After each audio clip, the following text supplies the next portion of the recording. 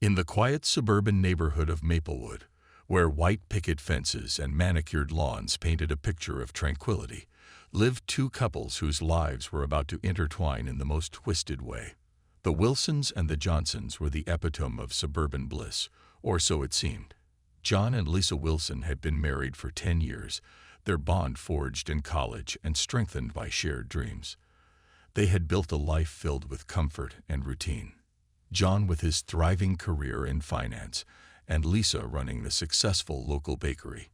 They shared a beautiful home, 2 children, and the kind of life many envied.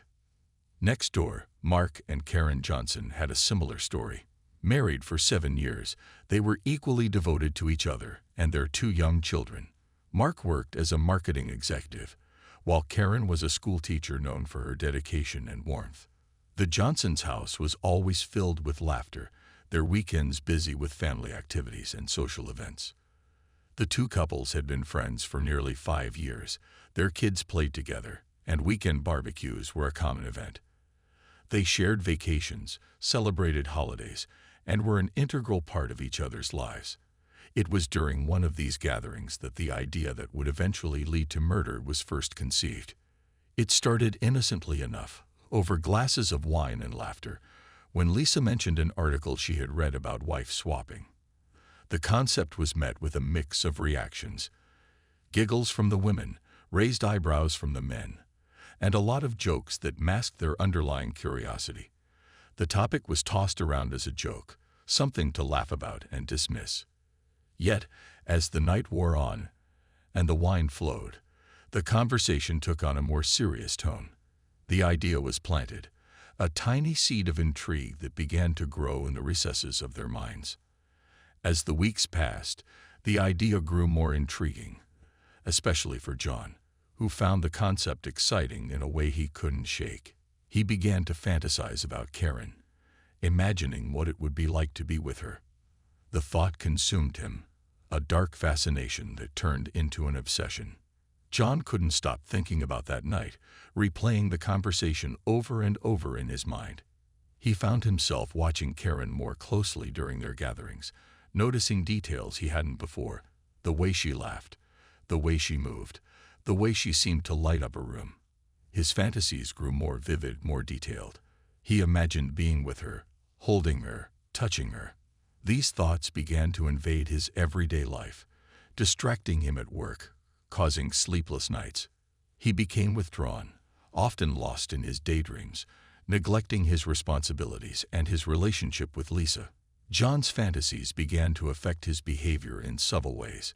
He started finding excuses to spend more time with the Johnsons, suggesting more frequent get-togethers, and offering to help Mark with household projects.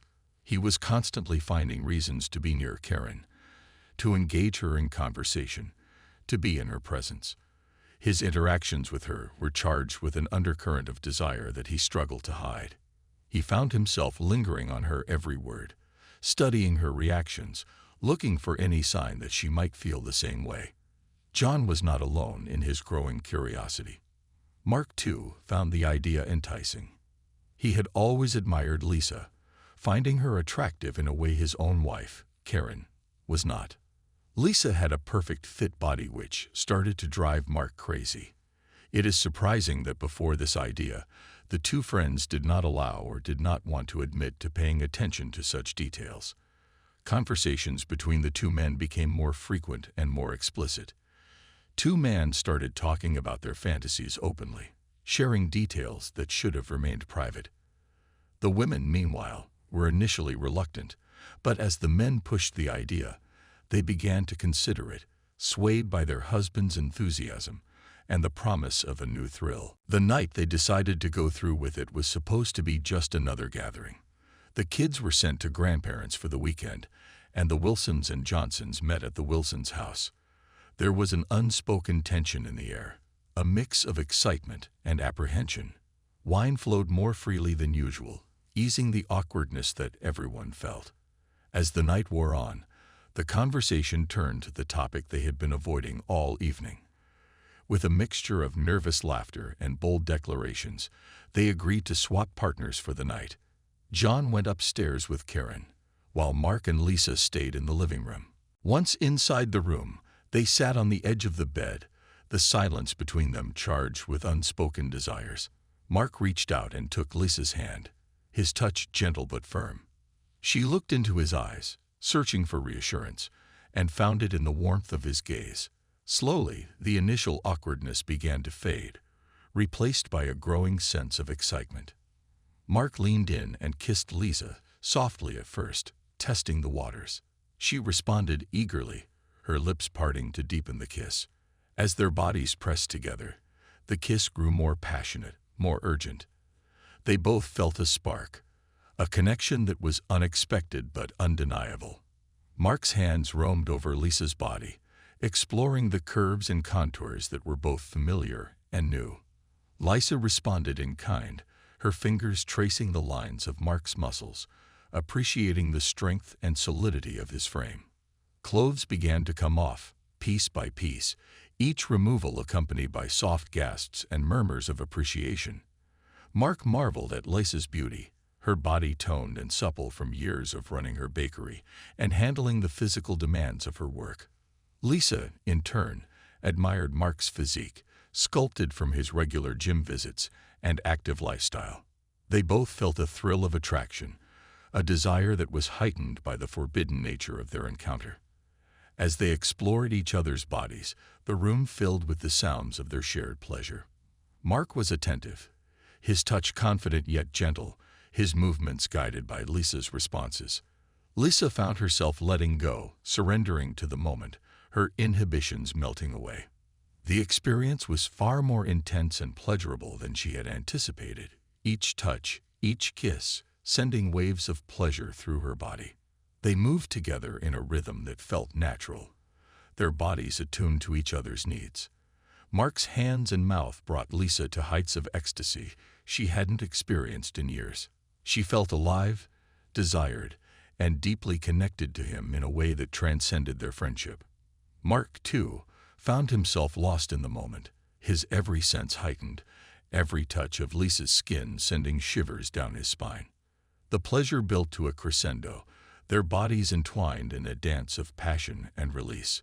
As they reached the peak of their ecstasy, the world outside the room faded away, leaving only the two of them, lost in their shared bliss. When it was over, they lay together, their breaths mingling, their bodies slick with sweat, basking in the afterglow of their intense encounter. Karen felt a mixture of nervous anticipation and a strange sense of curiosity. She had always seen John as a friend, a neighbor, someone trustworthy. The idea of being with him in such an intimate way was both thrilling and unsettling. She tried to shake off the unease as they ascended the stairs to the guest bedroom.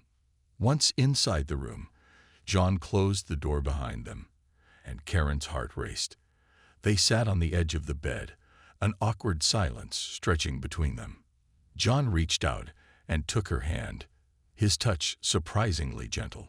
Karen looked into his eyes, searching for reassurance, and found an intensity there that both excited and frightened her. Slowly, the initial awkwardness began to fade, replaced by a growing sense of urgency. John leaned in and kissed her, softly at first, testing the waters. Karen responded hesitantly, her lips parting to deepen the kiss. As their bodies pressed together, the kiss grew more passionate, more insistent. John's hands roamed over Karen's body, exploring the curves and contours that he had only ever imagined. Karen tried to reciprocate, but a nagging discomfort gnawed at her. She couldn't fully lose herself in the moment, the thought of Mark downstairs with Lisa lingering in her mind. John's touch became more demanding, his kisses more fervent. Karen felt a rush of conflicting emotions, the excitement of the forbidden mingling with a growing sense of dread. She tried to push the thoughts of Mark away, to focus on the man in front of her, but it was no use. The more she tried to get into it, the more her mind wandered. She imagined Mark and Lisa together, and the thought twisted her stomach into knots. Karen began to pull back, trying to create some distance. "John, wait," she said, her voice trembling. "I don't know if I can do this." But John was too engrossed, too caught up in his own desires to heed her words. He mistook her hesitation for shyness, his persistence fueled by the alcohol, and his long-held fantasies. He continued to undress her, his hands moving with a desperate urgency. Karen's protests grew louder, her discomfort turning to panic. "John, please stop," she pleaded, her voice rising. "I'm serious. This doesn't feel right." John didn't listen. His touch became rougher, his kisses more forceful. Karen's fear escalated, her heart pounding in her chest. She tried to push him away, but he was too strong, too determined. She felt trapped, her pleas falling on deaf ears. John's hands were everywhere, his breath hot against her skin. Karen's mind raced. She felt a surge of revulsion, her body reacting to the violation of her trust. She screamed, trying to make him stop, but John clamped a hand over her mouth, silencing her cries. Tears streamed down her face as she struggled against him, the reality of the situation crashing down on her. In a fit of desperation, Karen's hand groped blindly for something, anything, to defend herself with. Her fingers closed around a heavy vase on the bedside table. With all the strength she could muster, she swung it at John's head. The vase shattered on impact, a sickening thud echoing through the room. John's eyes widened in shock as he staggered backward, clutching his head. He fell to the floor, hitting his head on the edge of the nightstand as he went down. The room fell silent, the only sound Karen's ragged breathing. She stared in horror at John's still form, blood pooling beneath his head. She rushed to his side, her hands trembling as she tried to rouse him. "John, oh my God, John," she sobbed, shaking him. But there was no response. His eyes were closed, his body limp. Karen's mind raced, the gravity of what had happened hitting her like a freight train. She had defended herself, but at what cost? She felt for a pulse, her fingers slick with blood, but there was nothing. John was dead. Everything was complicated by John's head injury, due to which even a small blow led to a brain hemorrhage. Karen stumbled back, her hands covering her mouth as she tried to process the horror of what she had done. She hadn't meant to kill him, hadn't meant for any of this to happen. The weight of the vase, the force of the blow, the blood, it was all too much. She collapsed against the wall, her body shaking with sobs. Downstairs, Mark and Lisa had no idea of the nightmare unfolding above them. They were lost in their own world, their own desires. It wasn't until they heard Karen's screams that they realized something was wrong. Mark jumped up, his heart pounding with fear, and raced upstairs with Lisa close behind. They burst into the room to find Karen crouched by John's lifeless body, her face pale and tear-streaked. The sight was surreal, the horror of the scene almost too much to comprehend. Mark rushed to his wife's side, pulling her into his arms as she sobbed uncontrollably. Lisa stood frozen, her eyes wide with shock. She looked from John's still form to Karen's tear-streaked face, the reality of what had happened slowly sinking in. The night that had started with such promise had ended in unimaginable tragedy. Mark tried to comfort Karen, his mind racing with questions. "What happened?" he asked, his voice trembling. Lisa, seeing her husband lying on the floor, started crying, her sobs filling the room. The sound seemed to echo off the walls, mingling with the oppressive silence that followed. She stumbled forward, her legs feeling like lead, and collapsed to her knees beside John. Her hands hovered over him, shaking, before she finally let them rest on his chest. His body was still warm, but there was no rise and fall of breath. The reality of his death hit her like a physical blow, and she sobbed uncontrollably, her tears falling onto his lifeless form. Mark's eyes scanned the scene, taking in the shattered vase, the blood pooling around John's head, and Karen's distraught state. He understood everything right away. After all, he knew about John's complex head injury, an old and sensitive condition. John couldn't play contact sports or even ride a bike because the slightest blow could cause a brain hemorrhage. He had almost died once at a high school basketball game from a similar incident. Mark's mind flashed back to that day in high school. He remembered John, his best friend, collapsing on the basketball court after a seemingly minor collision. The panic, the rush to the hospital, the long hours waiting for news. The doctors had explained that John had a condition that made him particularly susceptible to brain injuries. They had warned that even a minor blow could have serious consequences. John had survived that day, but the incident had changed his life. He had to give up sports, live with the constant awareness of his vulnerability. "Karen," Mark said softly, kneeling beside her. "It wasn't your fault. John's injury, it made him vulnerable. A small blow could have caused this. I should have remembered. I should have warned you." Karen looked up at him, her eyes filled with guilt and fear. Her face was streaked with tears, and her hands were trembling. "I didn't know, Mark. I didn't mean to. I was just so scared." He wouldn't stop. Mark hugged her tightly, feeling the weight of the situation pressing down on him. He had pushed for this night, this idea, and now it had led to this horrific outcome. The knowledge of John's fragile condition made it all the more tragic. John had carried this vulnerability for years, and it had cost him his life in the most unexpected and heartbreaking way. As he held Karen, Mark's mind raced. He remembered the conversations he had had with John over the years, the careful way John had navigated his life, always aware of his condition. He remembered the way John had confided in him, the fears and frustrations he had shared. And now, in a moment of passion and violence, all of that careful living had been undone.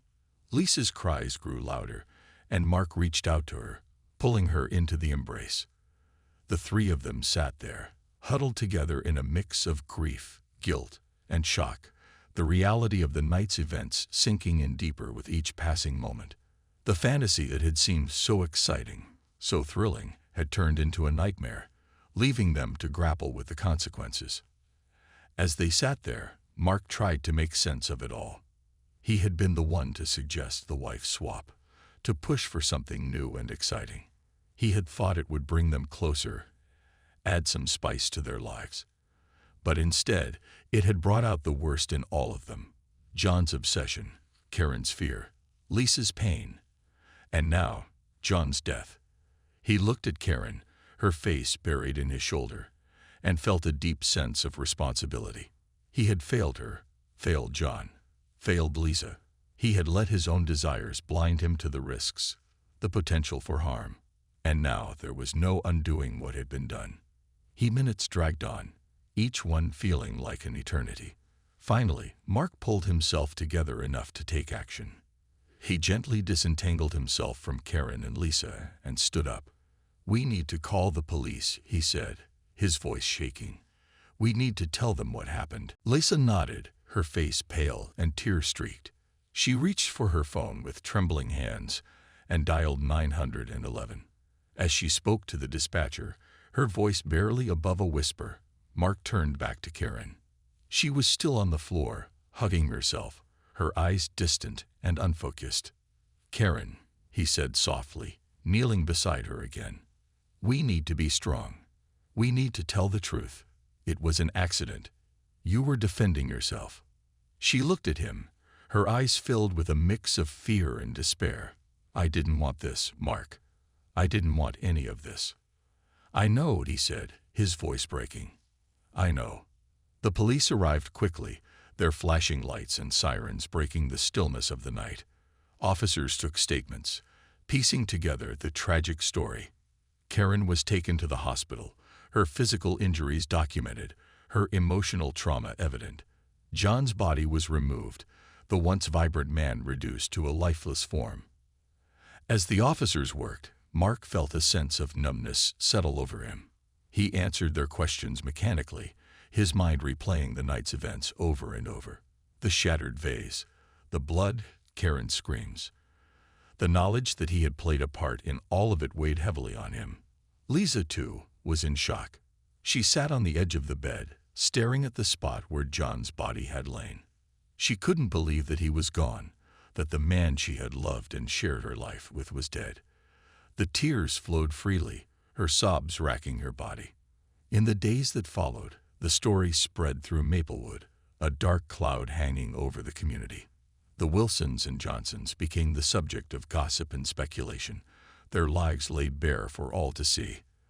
The perfect facade of suburban life had been ripped away, revealing the darkness that lay beneath. Karen struggled to cope with the trauma of that night. She replayed the events over and over in her mind, the horror of John's death haunting her. She started therapy, seeking help to deal with the emotional scars. Mark stood by her side, his support unwavering, but the strain on their marriage was immense. Karen bore a tremendous responsibility in the aftermath of that tragic night. She was haunted by the memories and the guilt of what had happened. The legal consequences added another layer to her burden. The police investigation had been thorough, and it became clear that John's death was the result of Karen's desperate actions in self-defense.